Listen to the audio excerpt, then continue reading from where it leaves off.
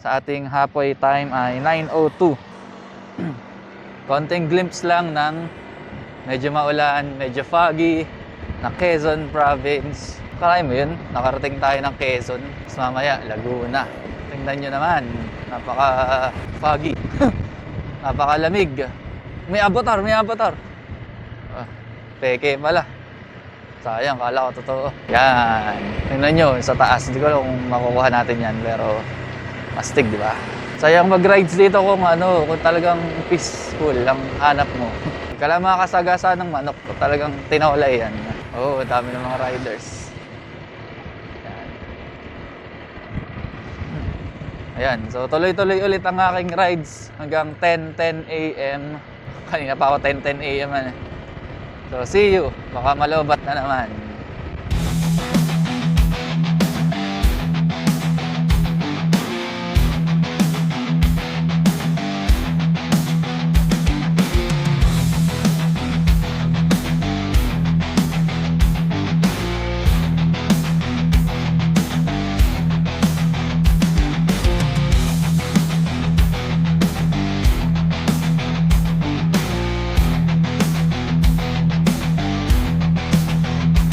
Sumisilip na yung araw kanina wala na naman. Pero medyo foggy pa rin sa taas. Tsaka malamig pa rin ang klima. Sarap pa rin mag-rides. Gusto ko lang ipakita sa inyo. Titipid ako sa battery pero baka abot lang tayo rin sa dulo. Yung pangohin sa dulo ng pakpak ng paniki. Pwede na. Tapos mag konti-konting clips na lang ulit. Nakita nyo ba kanina yung clip? Yung walang boses, walang voice over. Yun yung mga followers ko. Ooh, look.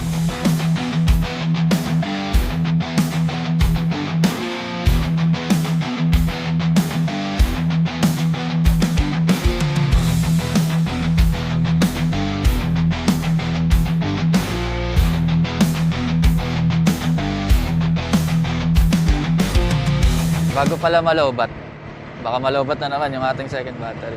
Gusto ko lang kayong i-educate about something habang nag-rides. Enjoy natin tong scenery habang nag-rides, tapos mayroon pa kayong matututunan sa akin. Tungkol ito sa mga tao, sa mga riders na sabi natin kamote. Yung banking ng banking sa public roads, overtake kahit di dapat overtake. Ano pa? Yung talagang hazard sila sa sa daan. Tapos nagkakarera.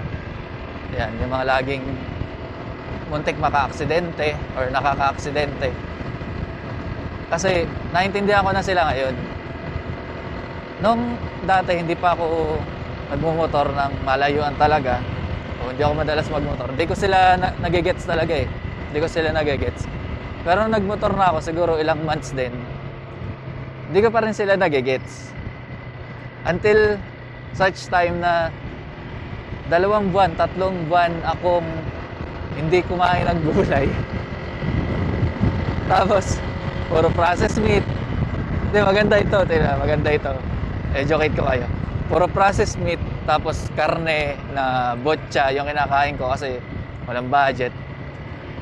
Walang pampalasa. Ang pampalasa ko, bitchin. Isang kutsarang bitchin pagka nagluluto. Ayun. Tapos nagpa-check up ako. Sabi ng doktor, lumiit daw yung utak ko. So lumiit yung utak ko. Tapos napapansin ko, unti-unti ko na silang naiintindihan yung mga kamote sa kalsada. Kasi siguro naging pantay na yung frequency namin. Diba? Pantay yung level of understanding namin para sa kaming maliit ang utak. Ganun yung naintindihan ko na yung pagmababanking sila.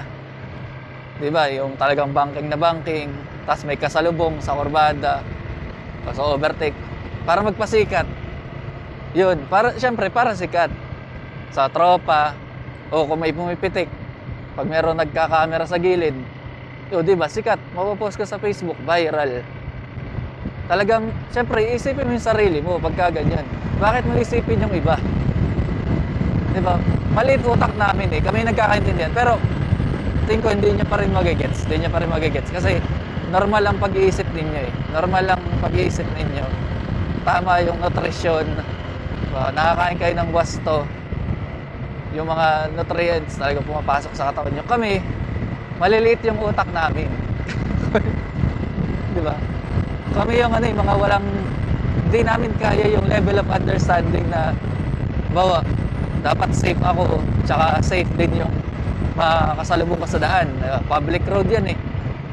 Maraming dumadaan dyan. Dapat safe lahat. Hindi namin alam yun.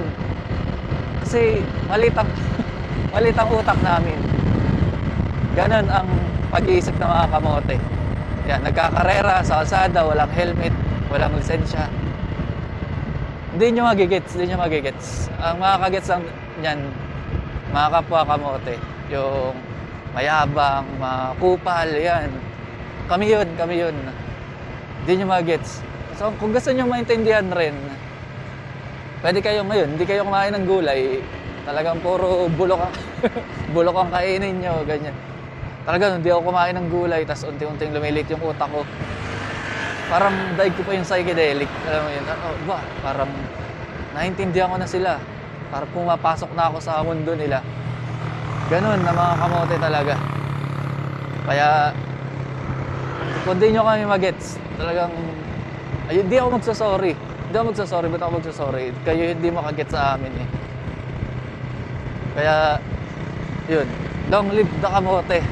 Talagang, yun lang. Gusto ko lang i-share sa inyo kasi kahit anong explain ko, hindi nyo maintindihan kasi mga normal na tao kayo. Kami, mga kulang-kulang yung pag-iisip namin. Kung alam lang, kunwari lang kaming siguro, naisip lang namin na normal kami. Pero hindi kami normal. Mga kulang-kulang pag-iisip namin, maliit ang utak namin kaysa sa normal na tao. Yun ang gusto ko lang i-share sa inyo. Talagang nadala ako ng emosyon. Yun. Long live the kamote.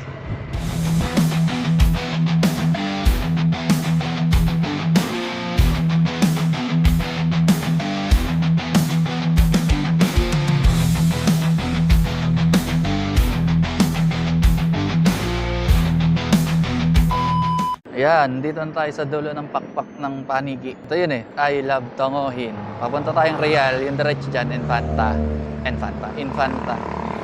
Yan, dito tayo, dulo na ng pakpak to ng Paniki. Yun, sabi kong nakakalahati na tayo. Meron pa tayong ilang minuto pa. Mga 20 minutes pa. O 19. O mga 25 siguro. Kasi late nga tong ni Hapoy. Itong relo ni Hapoy. Pero yun yung dulo ng pakpak ng Paniki. Tapos, ito, pabalik na tayo. Pero ito ay pa Real Quezon. Tapos, Pililla Rizal. Yun, alam ko na yun pagka nasa Pililla na. Pero, tagal-tagal pa yun. Ilang oras pa yun. Higit 2 oras pa siguro. Baka 3 oras pa ang higit. Pero at least, nakita na natin yung pakpak. Ang tawag doon ay Marilake Highway Endpoint. Marilake Infanta Highway Endpoint yata sa Google Maps. So, yun yung dulo ng pakpak. We're halfway there sa loop. See you mamaya in around 15 minutes. Saan tayo aabutin ang ating pagpapahinga. See you!